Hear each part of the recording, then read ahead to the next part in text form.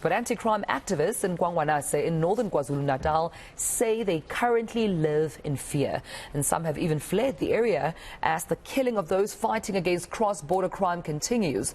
While the area has been terrorized by heavily armed gangs and syndicates who steal, hijack cars and smuggle them to neighboring Mozambique. Sandile Tembe of the local community policing forum is the latest victim to be gunned down in a hail of bullets just days after the murder of Judah Mthethwa of kwaNgwanase Society Against Crime.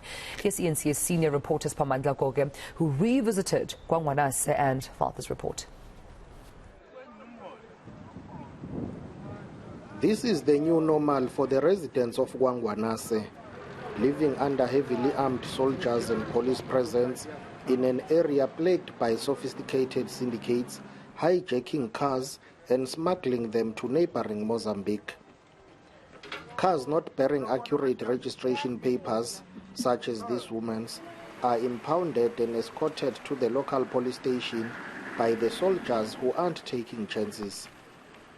This area, a well-known tourist attraction for years, may look quiet and peaceful. But nightfall brings terror as anti-crime activists continue to be gunned down. Most people and activists are now scared to be interviewed as they fear for their lives. The situation is very tense amongst the local communities who fear for their lives after the assassination of two activists who were involved in crime combating efforts. This multi-million rand border wall project initially started as a preventative measure to stop criminals from smuggling cars to Mozambique has stalled, much to the frustration of the locals who say it was beginning to bear fruit. Had this project been completed, Judah Mthethwa and Sandile Tembe would be alive, because this thing is very effective in terms of stopping the vehicles from crossing to the other side.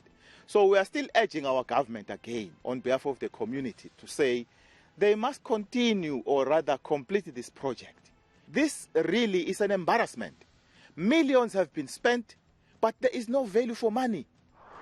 The 2018 project, a brainchild of the KwaZulu-Natal provincial government, not supported by the national government, following pressure from kwaNgwanase residents, has been dogged by allegations of fraud and corruption, leading to an ongoing investigation by the Special Investigating Unit.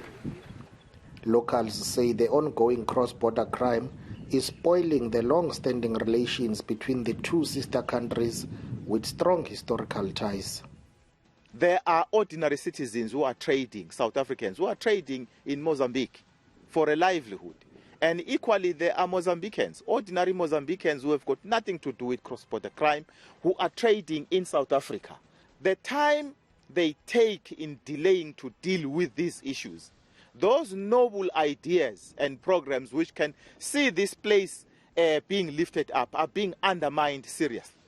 Inkosi Maputu Tembe, whose nephew Sandile Tembe was brutally murdered, told eNCA just before the incident that the locals had done everything they could to fight cross-border crime, but to no avail. We need to have a serious engagement with the Mozambican government so that we can sort out this issue, because alone we cannot actually manage to combat crime. We need the intervention from other side. The level that we have actually engaged on is a level that it should be smooth by now. kwaNgwanase residents are urging the criminal justice system to be tough on those accused of cross-border crime, and have welcomed the deployment of soldiers and police from outside the province to assist in fighting the scourge. Siphamandla Goge, kwaNgwanase, KwaZulu-Natal.